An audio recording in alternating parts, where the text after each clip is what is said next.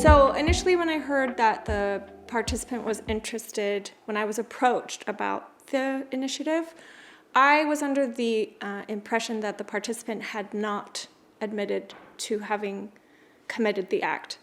And so I had written to say, I'm not really sure why I would engage in communication intended to repair confusion or harm caused if the individual themselves hasn't confessed to this thing, hasn't admitted that something did occur which they feel remorseful about. So I was informed that there had been some kind of sincere communication and that there was an intention on the part of the participant to resolve the situation with communication.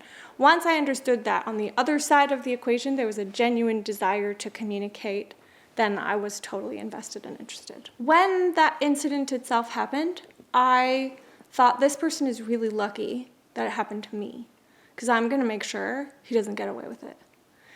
And the reason that I felt that way was because I believe that sometimes life can put us onto a slippery slope.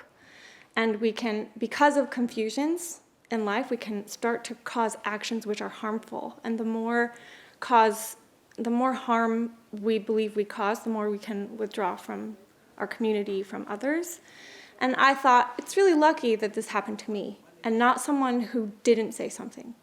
Because then the chance that it could deteriorate and become something worse, for me, I felt was possible.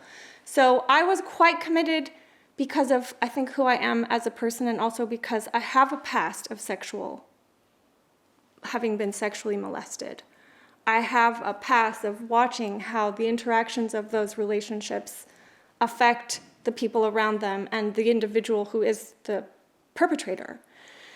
And so when this happened in my situation, I wasn't going to not take responsibility for making sure that something turned in a better direction. I think if you understand that there's sometimes a cycle of confusion that takes place through generations, not everyone is trying to get out of the trap that they're in, but some are. And where communication is possible, I believe it should be facilitated. Doesn't mean it's always going to work, but where communication is possible, I believe it should be facilitated. And so that was why I wanted to participate in this process, because I felt that if he felt and believed sincerely that he had caused harm in a way that was disruptive to himself and wanted to do something to make it better, then I wanted him to have the opportunity to look me in the eyes and clean it up for himself so that he could move forward with clean hands and a clear heart. One of the things that I remember as a child, having been a victim of sexual molestation from someone that was a close family member, was I spent a lot of my early years in life walking like this and not being willing to take up space. And I found myself, before this process, being nervous that I would encounter the participant when I wasn't expecting to, when I didn't want to. I knew where the participant worked. I knew what the participant's job was. And so sometimes I would see something that would remind me of that individual, and I would feel a little nervous just because it was an uncomfortable experience. And so sometimes, and this is just speaking generally now, in life we're kicked in the teeth and we get reluctant to take up space or to show up in life. And after that situation, I felt like I was looking for the participant. I was hoping I might bump into him and give him a wave.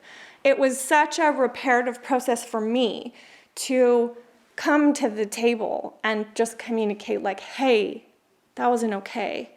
And I understand that your behavior came out of a confusion. You can do better for yourself, and you should.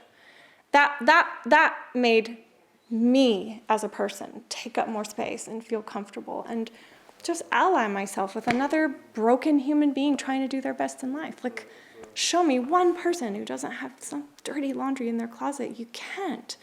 So the more we can come together with honesty, I'm not saying it's always possible, but sometimes it is. And when it is, I think we have an ethical obligation to try, because then more of life is possible. Well, I believe, and I communicated at the time, that because he expressed that he had 2 young sons. And I said that they're watching you, and the decisions that you make and the actions that you take will influence their path in life. So for me, it's good that he did more than he needed, because that's how you tip the scale in a saner direction. I did more than I needed by coming there, by driving there, by taking a day off of work to look him in the eyes and say, hey, we can do better than this as people. And I think everyone involved in these kinds of corrective solutions should be willing to do more than is necessary in the right direction to turn the tides. We can out-communicate confusion if we are willing to stay present and communicate through challenges, and I think that's the only way we can out-communicate confusion. Because someone like the participant that came through that with me is a new person. And it's not just his life that was impacted by this, but his children's lives and all the lives he touches. And had I not gone through the system, there may have been a time where I walked past him on the street and I was reluctant to take up space and he was reluctant to take up space. But I can't say if I passed him on a street that I wouldn't walk up to him and give him a hug or a high five, because whether we feel our sense of connection to each other all the time, we are in this together. And it's easy to sort of mentally disconnect, but how well one of us is doing impacts how well all of us are doing. And it's how, that process for me, for him, for everyone connected to us brought more life to the table. And that's what I feel we have a responsibility to do, especially in this age of being so disconnected.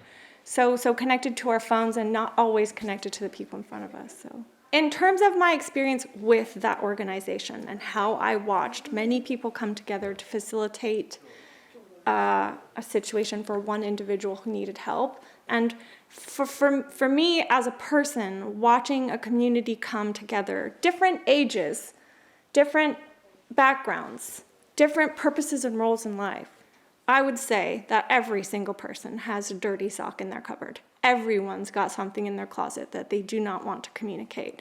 And if you take a whole bunch of people whose opinions you may care about, whose faces you may cross on the street, and you have to sit down in front of them and reveal something that you have done that disgusts you, and be willing to communicate that thing in front of so many people and ask for forgiveness and understanding, I would say that is one of the hardest things that a decent person can ever be asked to do. And anyone who would argue with me can sit down and do it, because I think it's excruciatingly difficult for most people to confess the things that they have done, because it hurts so much, it feels like doing it again. And this time you have an audience.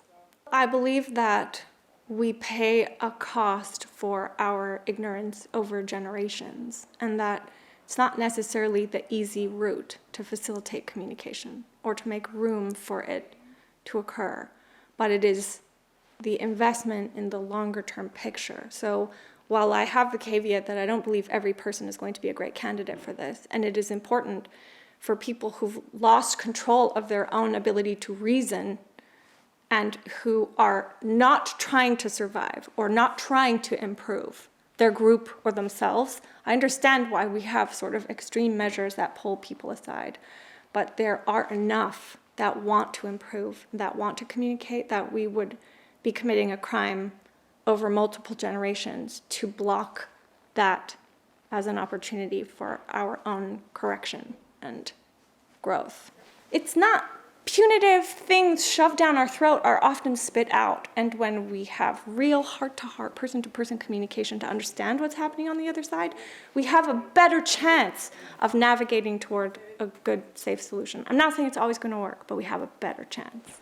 So I would say that in this particular case, each individual who has taken their train so far off the track that they're now causing harm to a greater part of society, we should just pause that track. And before they go running into a brick wall, try and have a conversation. Because it's in all of our best interests to have that conversation and have more valuable, productive people on the path. And where possible, direct it to initiatives like this, where we will become, if this is a new initiative, we are just getting started. What I saw was exceptional. If we continue, we will learn more. We will become better. We will understand faster who we can and can't trust and who isn't a good candidate for this kind of a program. But it needs to be given a chance, and we learn as we go, and we learn as we grow, we will become more effective at navigating these kinds of things. But it's I think it is a jewel in the heart of this society that should be nurtured and given a chance to shine.